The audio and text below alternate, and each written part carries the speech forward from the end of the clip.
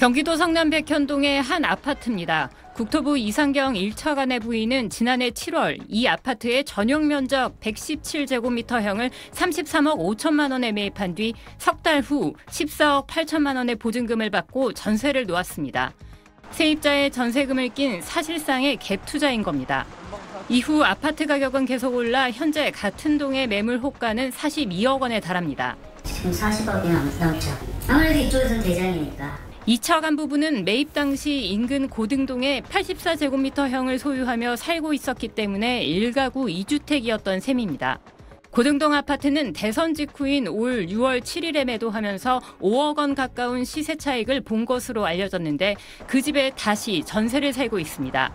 국토부는 이에 대해 이차관 배우자가 더 큰 집으로 이사하기 위해 백현동 아파트를 계약하며 1가구 2주택 상황이 됐었던 것으로 기존 집이 제때 팔리지 않으면서 새 집으로 입주가 어려워져 벌어진 일이라고 밝혔습니다.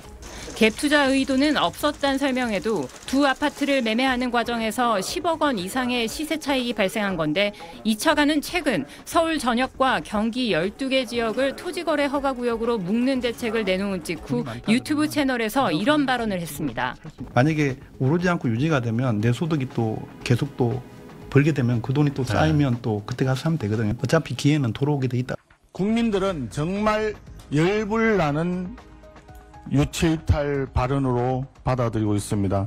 이 차관은 내일 예정돼 있던 서울도심 공공주택 복합사업 현장 방문을 돌연 취소했습니다. SBS 유덕기입니다. 오늘 국회에서 열린 금융위원회 국정감사. 국민의힘 의원들은 정부의 11호 부동산 대책에 질타를 쏟아냈습니다. 규제 대상 지역 확대와 대출 한도 축소가 지나쳐 증여나 상속을 못 받고 현금이 없는 이들은 아예 집을 살 수 없는 구조가 돼버렸다는 주장입니다. 중산층의 주거 이동 사다리를 걷어찼다는 겁니다. 부동산 정책을 세우랬더니 정책은 안 세워 부동산 철책을 세웠다. 부동산 시장에 과열 양상이 있기 때문에 빨리 이걸 차단하는 게 궁극적으로는 서민들의 주거 사다리를 더 길게 보면 보장해 주는 거다. 국민의힘은 이재명 정부 인사 상당수가 규제 지역에서 이미 부동산을 산 상태라고 날을 세웠고 니들은 그냥 거기 살아. 새로 지금 못 사 니들은. 정부가 그분들한테 그런 얘기를 하고 있다는 거죠. 자기들은 샀어요.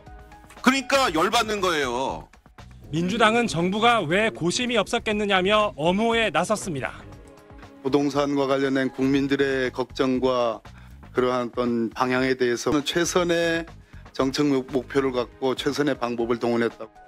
부동산 보유세 강화 등 세제 개편도 뒤따르는 거냐는 질문엔 정부는 공급 대책을 강조하는 걸로 답을 대신했습니다.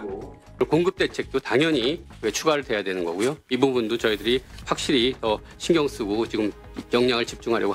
서울시 국정감사에서 국민의힘 소속 오세훈 서울시장은 정부 대책에 각을 세웠습니다. 토지거래 허가구역으로 지정하기 전에는 구두로 유선상으로 발표 직전에 연락이 와서 일방적인 통보를 받은 셈입니다. 그러면서 오 시장은 정부의 부동산 규제가 정비 사업에 미칠 파장을 검토하겠다고 밝혔습니다. SBS 배준우입니다. 이재명 대통령은 부동산 정책과 관련해 국민 경제를 왜곡하는 투기 차단에 총력을 기울여 달라고 오늘 국무회의에서 말했습니다. 가용한 정책 수단 역량을 집중 투입해서 경고등이 켜진 비생산적 투기 수요를 철저하게 억제해야 합니다. 수요 억제에 초점을 맞춘 11호 부동산 대책을 차질 없이 추진하는 등 부동산 시장에 투기 자금이 몰리는 걸 차단하겠다는 뜻으로 풀이됩니다.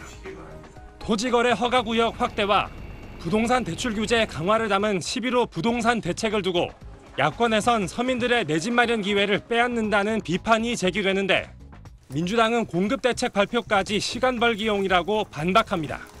그러면서 당내 TF를 통해 오는 12월까지 시군구별로 구체적인 부동산 공급대책을 마련하기로 했습니다.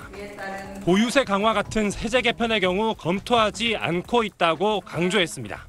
연말까지는 좀 지켜봐야 된다라는 생각이고요. 그래서 지금 후속 관련한 무슨 세제 뭐 이런 것들은 전혀 고려하거나 검토하거나 그러고 있지는 않습니다. 국민의힘은 정부 대책이 중산층과 서민의 주거 사다리만 걷어차고 있다며 여권 고위층의 내로남불이란 주장을 폈습니다. 여권 고위층이 국민들한테는 대출은 투기라고 훈계를 하면서 정작 본인들은 모두 수십억 대 부동산을 보유하고 있습니다. 부동산 정책 정상화를 내건 당내 특유도 꾸린 국민의힘은 부동산 이슈를 고리로 한 대여 공세에 집중하는 분위기입니다. SBS 배준우입니다.